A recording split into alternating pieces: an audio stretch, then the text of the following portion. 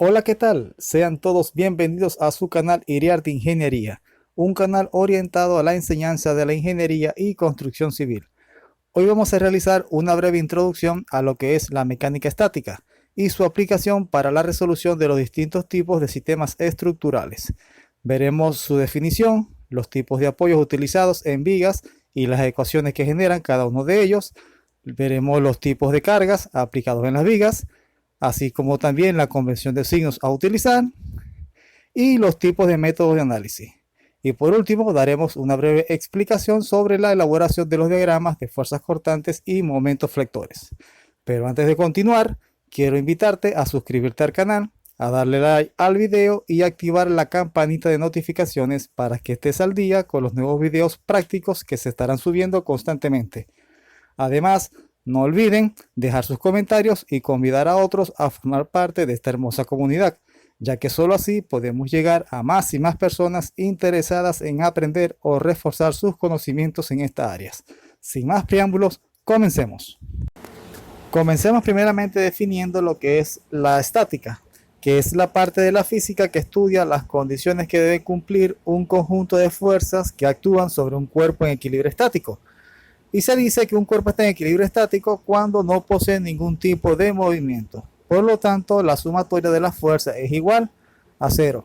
Es decir, que todas las fuerzas que van hacia arriba deben ser iguales a todas las fuerzas que van hacia abajo. Y todas las fuerzas que van hacia la derecha deben ser iguales a todas las fuerzas que van hacia la izquierda. ¿Ok? Venimos ahora con lo que son los tipos de apoyo de las vigas y sus ecuaciones. Existen tres tipos de apoyos en vigas, donde cada uno establece un número específico de ecuaciones de equilibrio. El primer tipo de apoyo que vemos aquí en esta tabla es el apoyo fijo y me genera a mí dos ecuaciones: sumatoria de fuerzas horizontales, es decir, sumatoria de fuerzas en el eje X, y sumatoria de fuerzas verticales o sumatoria de fuerzas en el eje Y. El segundo apoyo que me aparece aquí en la tabla se denomina el apoyo móvil o rodillo, que me genera una sola ecuación, es decir, sumatoria de fuerzas verticales. Y el último tipo de apoyo, que se llama un apoyo de lo que llama empotramiento, y me genera a mí tres tipos de ecuaciones: sumatoria de fuerzas horizontales en el eje X, sumatoria de fuerzas verticales en el eje Y la sumatoria de momentos. Aquí en la parte de abajo podemos ver que Fx significa fuerzas horizontales, Fy fuerzas verticales y la M está referida a lo que son los momentos. ¿Ok? Entramos ahora a lo que son los tipos de estructuras, que de acuerdo al número y forma de apoyo que las soportan, estas pueden ser de dos tipos. Primero, estructuras isostáticas o estáticamente indeterminadas, que son aquellas donde el número de reacciones externas coinciden con el número de ecuaciones de equilibrio disponibles. Es decir, el sólido permanece en equilibrio estático y tiene grado de indeterminación cero. Por ejemplo, tenemos la viga simplemente apoyada, donde el grado de indeterminación es igual a RA, que son las reacciones en los apoyos, que serían 2 del fijo más 1 del móvil, serían 3, menos el número de ecuaciones de equilibrio, que son 3. A sustituir los valores, 3 menos 3 es igual a 0. Ese es nuestro grado de indeterminación. Y las estructuras hiperestáticas o estáticamente indeterminadas son aquellas que presentan un número mayor de reacciones externas que de ecuaciones de equilibrio disponibles, lo cual significa que estas vigas presentan al menos una ecuación o una condición de sujeción adicional a las mínimas requeridas para que mantenga un equilibrio estático. Es decir, tienen reacciones sobrantes. Ejemplo de esta viga que tenemos aquí: tenemos una viga con un apoyo fijo y dos apoyos móviles. Y al calcular lo que es el grado de indeterminación, que es igual a las reacciones de los apoyos, que en este caso serían 4, 2 del fijo más 1 de cada uno de los móviles, menos el número de ecuaciones de equilibrio, que son 3, lo que nos daría un grado de indeterminación igual a 1. El siguiente punto que vamos a tratar es sobre la conversión de las cargas actuantes sobre las vigas en cargas puntuales equivalentes.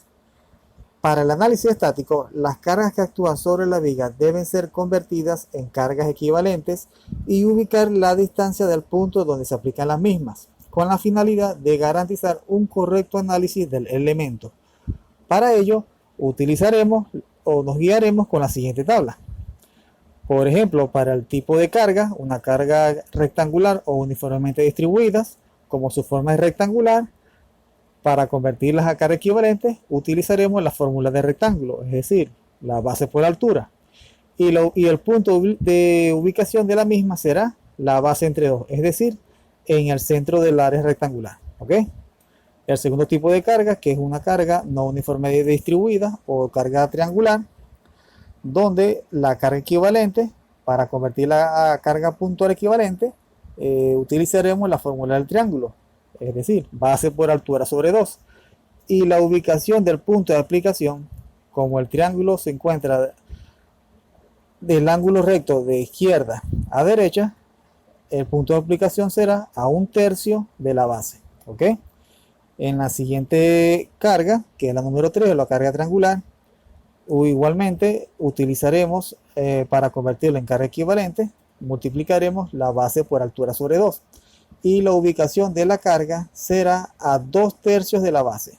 Bien, y por último tenemos lo que es una carga trapezoidal, donde para convertirla en carga equivalente utilizaremos la fórmula de trapecio, es decir, la base por el promedio de la suma de las dos alturas, tanto la altura mayor como la altura menor. Y la distancia del punto de aplicación será igual a esta fórmula que estamos viendo aquí, a la base entre 3 multiplicado por la división de 2 veces la altura mínima más la altura mayor entre la sumatoria de ambas. Bien, vemos ahora lo que es el diagrama de cuerpo libre, que es simplemente un dibujo aislado del cuerpo en estudio, donde se representan todas las fuerzas externas que actúan sobre él, incluyendo las reacciones de los apoyos.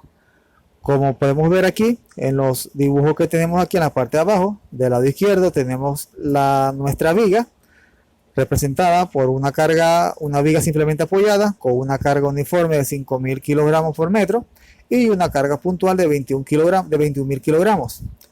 Y del lado derecho tenemos nuestro diagrama de cuerpo libre de la viga en estudio, donde podemos ver las reacciones en los apoyos, las ecuaciones de equilibrio en los apoyos y la puntualización de las cargas equivalentes en cada uno de los tramos. ¿Ok? Veamos ahora lo que es descomposición de una fuerza, que es el procedimiento trigonométrico aplicado a una fuerza cuando ésta no se encuentra alineada a uno de los ejes del plano cartesiano, con la finalidad de obtener sus componentes rectangulares, es decir, la componente horizontal y la componente vertical. En el siguiente ejemplo que estamos viendo aquí, donde podemos ver una fuerza F que se encuentra de manera con un ángulo de inclinación delta, y para resolverla existe una serie de fórmulas que permiten hallar los valores de las componentes rectangulares de la fuerza F del triángulo. Estas fórmulas son las del seno y del coseno. Por ejemplo, para la componente horizontal se utiliza la fórmula del coseno del ángulo delta, que es igual al cateto adyacente entre la hipotenusa, donde sustituimos los valores de acuerdo a la fuerza que necesitamos hallar en el triángulo. Es decir, el coseno del ángulo delta es igual, el cateto adyacente lo sustituimos por la fuerza horizontal X, entre la hipotenusa la sustituimos por el valor de la fuerza, y despejando el valor de la fuerza X nos quedaría la fuerza por el coseno del ángulo. De la misma manera procederemos para hallar la componente vertical, que en este caso sería para el seno del ángulo. Bien, venimos ahora con lo que es la convención de signos. El tipo de signo a utilizar para la correcta elaboración de los diagramas de fuerzas cortantes y momentos flectores de una viga bajo una carga determinada será la siguiente. Si trabajamos de izquierda a derecha, como normalmente se trabaja en el análisis de las vigas, en las fuerzas de corte, todas las fuerzas que van hacia arriba serán positivas y todas las fuerzas que van hacia abajo serán negativas. E igualmente, todas las fuerzas que van hacia la izquierda serán negativas y todas las fuerzas que van hacia la derecha serán positivas, ¿ok? Y para los momentos flectores, recordando siempre que el momento flector es la fuerza por las distancias, si el momento flector es en sentido horario, es decir, hacia la derecha en sentido de la aguja de la manecilla del reloj, serán momentos considerados positivos. Y si es momento antihorario, es decir, que va en contra de la manecilla del reloj, serán determinados como momentos negativos, ¿ok? Venimos ahora con los métodos utilizados para el análisis de las vigas. La elaboración de los diagramas de fuerzas cortantes y momentos flectores en vigas se pueden realizar de dos maneras diferentes. Primero, utilizando lo que es el método de las secciones y segundo, utilizando lo que es el método de las áreas. Pero veamos la definición de lo que son cada uno de ellos.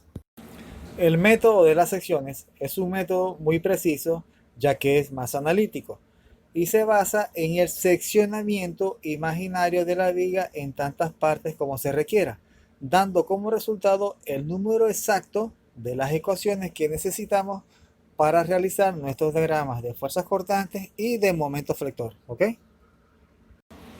Y el método de las áreas es un método mediante el cual se elaboran los diagramas de una manera más directa y eficiente.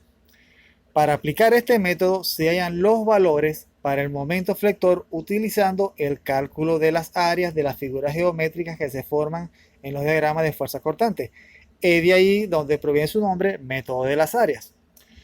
Estos dos métodos, tanto el método de secciones como este método de las áreas, lo veremos de una manera más clara durante la elaboración de los ejercicios, ¿ok? Y por último entramos en la elaboración de los diagramas, donde el tipo de comportamiento gráfico para la fuerza cortante y momento flector producidos en una estructura dependen de los diferentes tipos de fuerzas que se puedan ejercer sobre una viga, entre las que se mencionan cargas puntuales, cargas uniformemente distribuidas y cargas no uniformemente distribuidas, o las llamadas cargas triangulares. En la siguiente tabla tenemos los diferentes tipos de cargas que pueden actuar sobre una viga y observamos que cada una de ellas se comporta de forma diferente tanto en los diagramas de fuerzas cortantes como en el diagrama de momento flector. Aquí tenemos de primero una carga puntual, donde apreciamos que en el diagrama de fuerzas cortantes esta carga posee un comportamiento constante y a su vez, si queremos determinar el diagrama de momento flector, lo que hay que hacer es integrar. Y si integramos una función constante, lo que obtenemos es una ecuación de primer grado. Es por eso que se representan con una línea recta y su pendiente puede ser positiva o negativa dependiendo del comportamiento de la fuerza, ya que podemos ubicarnos por encima del eje horizontal o por debajo de él, ¿ok?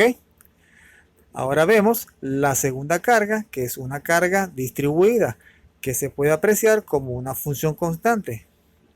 Y si nosotros integramos una función constante, obtenemos una ecuación de primer grado en el diagrama de fuerzas cortantes. Y la pendiente positiva o negativa la representamos de acuerdo a la dirección de la carga, ¿ok? Y en el diagrama de momento flector, si integramos una ecuación de primer grado, obtenemos una ecuación de segundo grado, que se representa con una parábola, como lo podemos ver aquí. Y esta puede ser cóncava o convexa, es decir, puede ser la curvatura hacia arriba o la curvatura hacia abajo. Todo depende de cómo la dirección en que esté aplicada la fuerza. Bien, y podemos observar en los dos casos anteriores que lo que hemos venido haciendo es aumentando en un grado el orden en cada una de las gráficas. Es por ello que, por último, tenemos lo que es la carga no uniformemente distribuida o carga triangular, la cual es un poquito más compleja, ya que de por sí esta carga tiene forma de una ecuación de primer grado, porque es una línea recta que en este caso es de forma creciente. Esto quiere decir que al integrar una ecuación de primer grado en el diagrama de fuerzas cortantes, obtenemos una ecuación de segundo grado y se representa de forma parabólica, que podría ser cóncava o convexa. dependiendo del comportamiento de la carga, como dijimos anteriormente. Y en el diagrama de momento flector, al integrar una ecuación de segundo grado, como integrar es aumentar en un grado más el orden, obtendríamos una ecuación de tercer grado o ecuación cúbica, que se representa igualmente de forma parabólica o aunque un poco, digamos así, más abultada. Bien, y cabe recordar que al momento de integrar las diferentes ecuaciones en los diagramas de fuerzas cortantes y momentos flectores, lo que estamos obteniendo es el área bajo la curva. ¿Ok? Bien, y con esto hemos dado por terminado la introducción el día de hoy. No olviden dejar abajo sus comentarios. Gracias por visitar mi canal. Te invito cordialmente a suscribirte si aún no lo has hecho. Y solo me queda decir, hasta el próximo video.